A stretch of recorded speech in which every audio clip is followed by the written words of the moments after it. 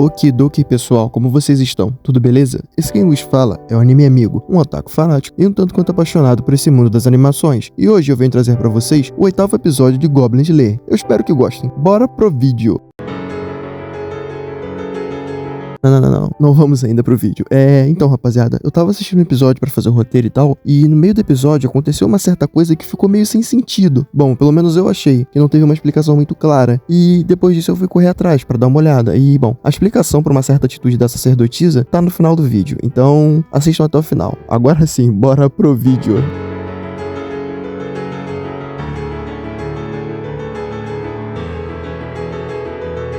O episódio começa com o Goblin Slayer falando que vai montar uma armadilha e diz que o problema deles agora é quem está controlando aquele bichão da floresta. A elfa dá um esporrão nele pedindo para ele decorar o nome do bicho, pois ele era importante. E bom, o grupo do Goblin Slayer continua subindo aquela escadaria enorme e o Goblin Slayer quase vai de F, mas a sacerdotisa consegue segurá-lo antes dele cair. Eles chegam numa espécie de elevador e depois de analisar, eles veem que precisa de um código para ativar o troço. E a sacerdotisa nota que tem alguns números naquele molho de chave que eles recolheram dos goblins lá na entrada. E depois de mexer um pouco no painel e colocar os códigos na porta, eles conseguem abri-la. Eles ficam receosos de entrar por ser uma armadilha dos goblins, mas o Goblin Slayer diz que goblins não têm a capacidade de mexer numa estrutura tão complicada quanto era aquele elevador. Bom, eles entram e a elfa começa a se desculpar sobre eles estarem nessa merda toda por conta dela, sendo que essa viagem era pra ser tipo férias pra eles. O anão interrompe ela e diz que não tem problema, pois seria uma vantagem deixar os elfos em dívida com ele, e completa dizendo que eles são camaradas e que ela não deveria ligar pra isso, afinal. Bom, o Largato concorda e diz que eles estão sempre precisando da ajuda dela, então não dá nada. E a sacerdotisa diz que são goblins, e mesmo se ela não tivesse pedido, o Goblin Slayer teria ido sozinho atrás dos bichos. Ele concorda e a elfa diz que mesmo assim, eles estão juntos há apenas um ano, e eles estão fazendo tanto por ela. O anão dá uma zoada, pedindo para que ela, como forma de pagamento, não esqueça eles durante os próximos 100 anos de vida dela. E ela toda fofinha diz que não vai esquecê-los nunca. E o pessoal fica num clima quentinho e se preparam para a batalha. Eles montam a sua estratégia e vemos que tem um Goblin Xamã controlando os outros Goblins. O Goblin Slayer fala sobre os preparativos finais e diz que a prioridade máxima é matar o Goblin Xamã e depois eliminar todos os outros Goblins. O Largatão e a sacerdotisa lançam umas magias de suporte e o pessoal parte pra caçada. O Goblin Slayer e o Largatão começam a matar os bichos e o anão fica surpreso com a quantidade de Goblins que tinha ali. A elfa avisa sobre o Xamã e o Goblin Slayer pede para ela tentar acertá-lo com uma flecha. Eles lutam mais um pouco e a sacerdotisa é acertada de raspão por uma flecha. Ela fica assustada, mas lança uma magia de luz para atordoar os Goblins que saem correndo e deixam o Xamã exposto. A elfa aproveita a oportunidade e lasca uma flechada no ombro dele. O Xamã, puto, solta um gás venenoso do seu cajado, que afeta tanto os Goblins quanto o grupo do Goblin Slayer. O Goblin Slayer e o seu grupo caem e os Goblins começam a fazer a festa. E bom, a sacerdotisa começa a ficar em pânico ao ver os Goblins machucando o grupo e começa a se lembrar da sua primeira aventura. Depois de dar uma respirada, ela consegue recuperar a sua postura e ela lança aquela magia de purificação, que acaba acertando o Xamã. Após a magia surtir efeito, ele fica meio bambo e começa a gritar e do nada cai no chão duro, correndo um líquido dele. A sacerdotisa começa a chorar, pensando no que tinha feito, e o Goblin Slayer diz que ela fez bem. Ele toma aquela poção que o elfo deu para ele e volta a matar goblins. Ele consegue dar suporte ao resto do pessoal que estava caído, e eles recomeçam a matança. Ele novamente chega perto da sacerdotisa e a conforta. E bom, começa a trocar a melhor trilha sonora do anime. O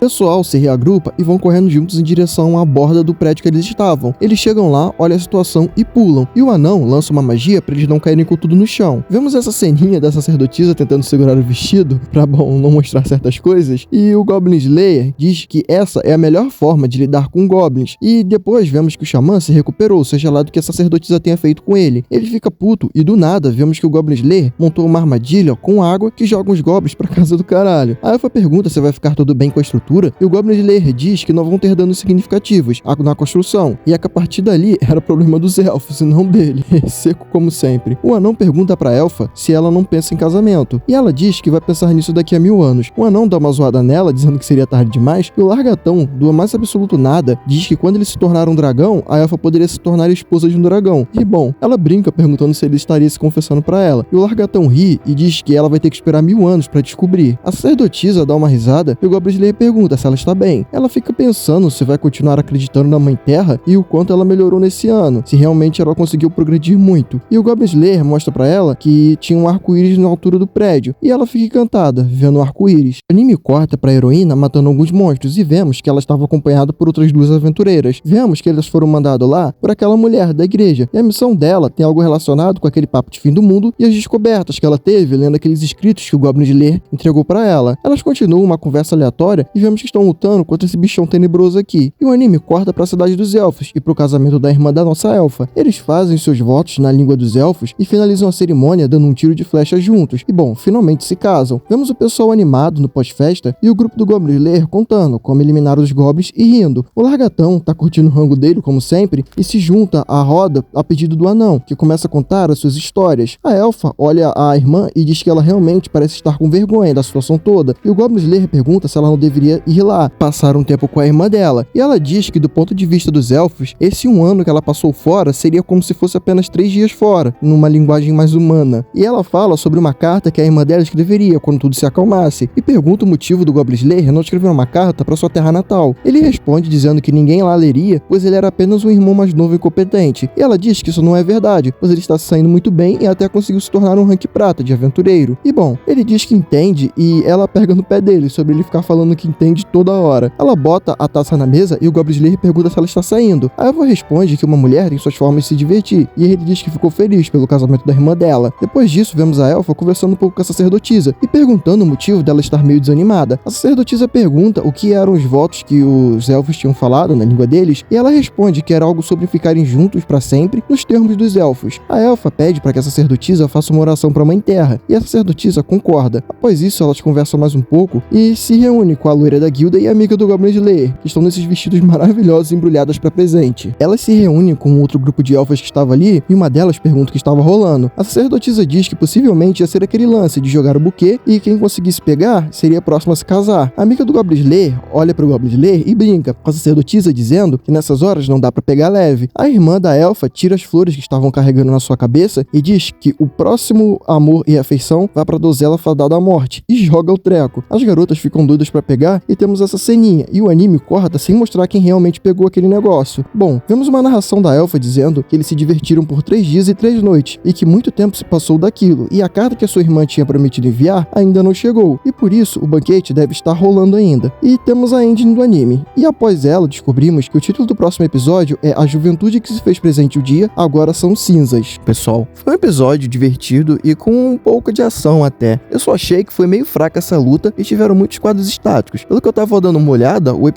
diretor de episódio, que dirigiu esse episódio, né, obviamente, é diferente, mas eu tenho que confirmar essa informação ainda. Fica pro próximo vídeo. E bom, a qualidade está decaindo muito episódio após episódio. Mas enfim, eu gostei muito dessa expandida de mundo sobre a morada dos elfos e o lance sobre o possível fim do mundo, que bom, dá uma revivida na história. Até porque se fossem apenas goblins na história, isso se tornaria muito chato e maçante. E é interessante vermos que algumas das pequenas contribuições que o Goblin Slayer está fazendo na sua jornada, como achar aqueles escritos e entregar pra mulher lá, está ajudando o grupo dos heróis a tentar salvar o mundo. E uma coisa que me deixou na dúvida, que foi exatamente aquele feitiço da sacerdotisa que ela lançou no xamã e o motivo dela ter começado a chorar do nada, eu fiquei meio mordido com isso e fui dar uma pesquisada sobre, pois a princípio eu tinha pensado que ela apenas tinha errado o alvo e curado o xamã, por causa de ter entrado naquele sentido de dormência, por causa do veneno. Mas isso não faria sentido, já que ele caiu duro no chão. E bom, o que eu descobri é que a deusa dela não permite, na verdade, ela abomina que seus feitiços sejam usados para ferir diretamente outro ser vivo. E a sacerdotisa, quando lançou aquele feitiço, estava com sede de matar e meio grog daquele gás do xamã, porque ela também queria proteger os amigos, obviamente. Quando ela lançou o purificar no xamã, ela basicamente estava tornando o sangue dele água. Porém, a deusa ficou pé da vida e deu um esporrão mentalmente nela e cancelou o feitiço pela metade. Eu não entendi o motivo deles terem cortado isso, mas ok, isso meio que justifica a fala dela, onde ela questiona se realmente aprendeu algo nesses anos e fala sobre a Mãe Terra, a deusa Terra, né? E enfim, um arco gostoso de se ver, teve bastante desenvolvimento, que essa temporada está tendo bastante, e foi divertido essa expandida do mundo. E vamos esperar pra ver como é que será o próximo arco. E é isso, pessoal. Obrigado por assistirem até aqui. Se gostaram do vídeo, considerem dar um like e se inscrever no canal. Não custa nada pra vocês, mas ajuda muito esse otaku a tentar viver do seu hobby favorito. Obrigado por tudo e até a próxima. El Psy com Gru.